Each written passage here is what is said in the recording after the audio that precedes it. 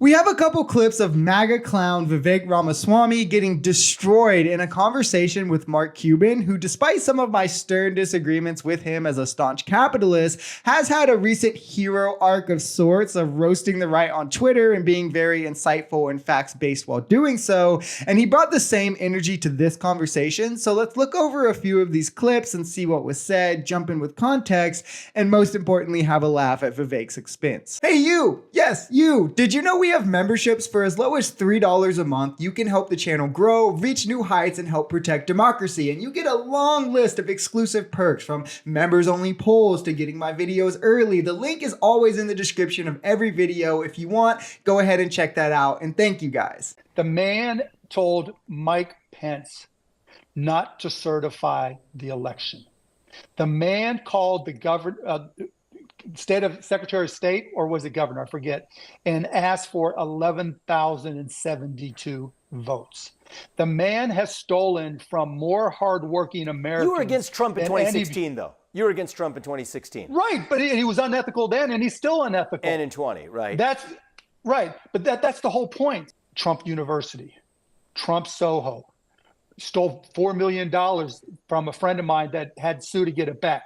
Mike Pence, 40 out of 44 people. Just take a look at the 4 years, because each of these are just going to be separate sort of personal attack rabbit holes. Look at the country in those 4 years. No, they're not personal attack rabbit holes. They're legitimate things that actually happen. So do you think the country, do you think the economy prospered and border crossing issues were far better under Donald Trump under those 4 years than they've been in the last 4? Notice how there's no response from Vivek on any of these points to Cuban talking about Trump's literal insurrection and attempt to steal a free and fair election. He's just like, yeah, but what about 2016 and before that? He's just trying to obfuscate. I mean, he mentioned Trump doing fraud, ripping people off through Trump University. These are things that he did before he was president as well. And then Vivek's just like, well, these are personal attacks. Well, no, it applies directly to the ethics and the trust that you can put in a man who would be in office if he wins. And it's hardly someone that anybody should want to represent America, when obviously he's always just going to look out for his own self-interest. And the economy now is a lot better for working class people. Wages are higher, more people are insured, student debt is being forgiven. And if we're putting it in the lens of Kamala, who is also going to do family and sick leave, forgiving medical debt, it's not really a comparison at all when Trump rode coattails and then failed that massively with the one difficult thing he had to do, and Biden, who has resurrected our economy from the grave that Trump left it in and now has seen better outcomes. The one certainty about the office of the President of the United States is the complete uncertainty, that you have no idea what comes next. Would you agree with that? Yes. Okay, and so in my mind, and I think a lot of people's minds that oppose Donald Trump, is that you want somebody there that is educated on the world, but more importantly, just is ethical, right? So that they make ethical decisions. You want somebody when there is no precedent, it's never happened before. You want somebody that has hired not people who are most loyal, like Tony Soprano might have done, but hired the very best people. And those people want to stay and work for them, not that they're loyal. You want somebody whose first inclination is not to do what's in their own best personal interest.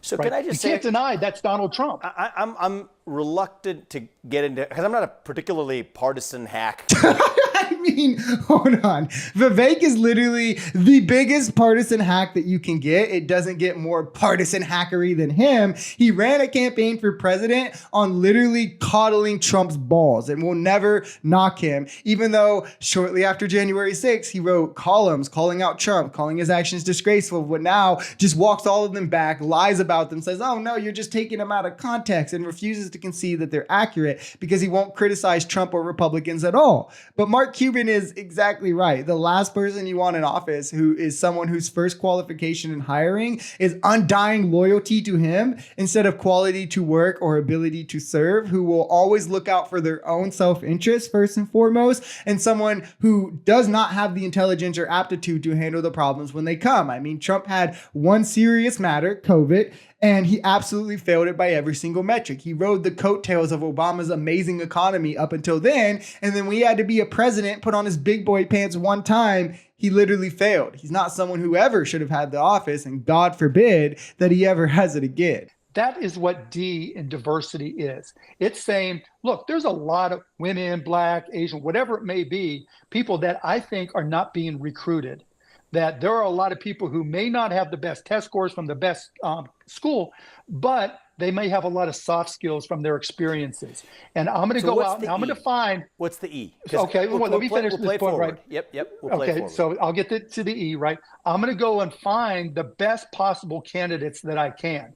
And they're going to compete with everybody else. Just like when you at Roivant, you compete with your cancer drugs, have to compete in potential return for the non-cancer drugs, right? And so in my diversity, when I go out and I look at this, I'm going to say this person, this woman, African-American woman who was from this small school that I've never recruited at, she's brilliant. And when I compare her to other people that I might hire, she's better. Now, this other person, African-American, another small school I typically don't recruit at, they may not be good enough. I'm not going to hire them just because they're Black from a small school that nobody else recruited at. They have to qualify. So then when I hire this African-American woman from this small school, because she has amazing soft skills, maybe not the best test scores, that's where equity comes in, right?